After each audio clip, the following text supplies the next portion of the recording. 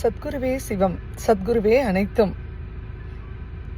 என்ன எல்லாரும் ரொம்ப நாள் ஆச்சு வீடியோ போடலன்னு நினச்சிட்டு இருக்கீங்களா? கடவுள் சதா நம்ம கூடவே இருக்காரு. நம்ம நான் ஒன்று சொல்கிறேன், ஆனால் நிறைய பேர் ஏதோ கதையெல்லாம் சொல்கிறாங்க. பாவம் ஜனங்க ரொம்ப கன்ஃபியூஸ் ஸ்டேஜில் இருப்பீங்க.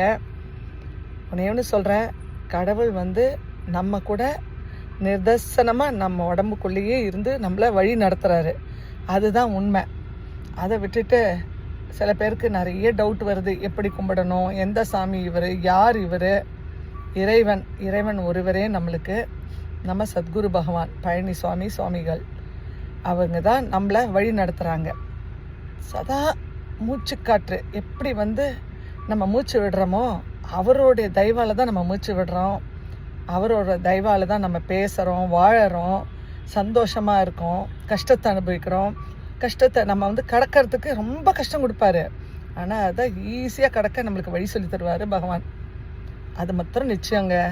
நம்ம கடவுளை உண்மையாக நம்பி அவரை சரண் அடைஞ்சிட்டோன்னு வைங்க, நம்ம பகவானுக்கு கோடானு கோடி நன்றிகள்.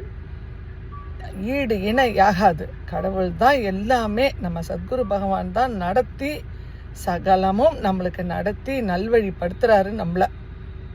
அது யாருமே உணர மாட்டோம். கஷ்டம் வந்தால் நம்ம கஷ்டம்னு அனுபவித்து என்னடா வேதனைப்பட்டுக்கிட்டு இருப்போம், நம்மளுக்கு கஷ்டம் வந்துருச்சேன்னு வேதனைப்பட்டுக்கிட்டு இருப்போம். இல்லை, அந்த கஷ்டத்துலேருந்து மீள்றதுக்கும் நம்மளுக்கு வழி வகுக்கிறாரு நம்ம சத்குரு பகவான். நம்ம மனசு தான் குரங்காச்சே, அலப்பாயும், இங்கே அங்கேயும் அலப்பாயும். என்ன எங்கே போகலாம், எப்படி கும்பிடலாம், எந்த சாமி கரெக்டான சாமி, எப்படிப்பட்டவர், இப்படி தான் நம்ம ரிஷி மூலம் நதி மூலம் பார்க்கவே கூடாது. நம்ம பகவானை பொறுத்த வரைக்கும் நம்ம பகவான் தான் நம்மளுக்கு கிடைச்ச ஒரு பெரிய பொக்கிஷம். அதை விட்டுட்டு நம்ம இங்கே போகிறது அங்கே போகிறதெல்லாம் நிறுத்தணும். கடவுளை நம்பினோம், நம்மளை கைவிடவே மாட்டார். கஷ்டம் கொடுப்பாரு, நம்மளை அழ வைப்பார், அப்படியே மூழ்க வைப்பார். ஆனால் நம்ம குடுமையை பிடிச்சி தூக்கி நம்மளை காப்பாற்றிடுவார். அதுதான் நம்ம சத்குரு பகவான். உண்மையாங்க, நான் நெஞ்சு தட்டி சொல்லுவேன், நம்ம பகவான் நம்மளுக்கு கிடைச்சது ஒரு பெரிய வரப்பிரசாதம், ஒரு பெரிய பாக்கியம். எல்லாருக்கும் அந்த பாக்கியம் கிடைக்கணும்னு தான் நாங்கள் எல்லாருமே ஆசைப்படுறோம். நாங்கள் கடவுளை எல்லாரும் கும்பிடுங்க, எல்லாரும் சந்தோஷமாக வாழலான்னு தான் நான் சொல்கிறேன். அதனால் கடவுள் தான், நீயே கதி, நீ தான்ப்பா எனக்குன்னு சரணாகதி அடித்து பாருங்கள். நம்ம சத்குரு பகவான் எப்படி நம்மளை வச்சுக்கிறாருன்னு பாருங்கள். ஆனால் அதை தான் விட்டுறீங்க. ப்ளீஸ், உங்களை கேட்குறது இதுதான். நீங்கள் இவர் முருகரா, சிவனா, அல்லாவா, இயேசுவா, புத்தாவா அப்படிலாம் எதுவுமே இன்வெஸ்டிகேஷன் பண்ணாதீங்க. உங்களுக்கு நல்லது நடக்குதா, நல்லது நடக்கும், நடந்தே தீரும். அதனால் கடவுளை சந்தோஷமாக நல்ல மனசார கும்பிடுங்க. நீ தான்ப்பா எல்லாமே, நீ தான்ப்பா, வாய் விட்டு கூப்பிடுங்க. எவ்வளோ நீங்கள் நாமஸ்மரணை சாண்டிங் இதை பண்ணுறீங்களோ அவ்வளவும் உங்களுக்கு அப்படி ஒரு பலன், கை மேல் பலன் சொல்கிறோம் பார்த்தீங்களா, இன்ஸ்டண்ட்டாக உங்களுக்கு கிடைக்கும்.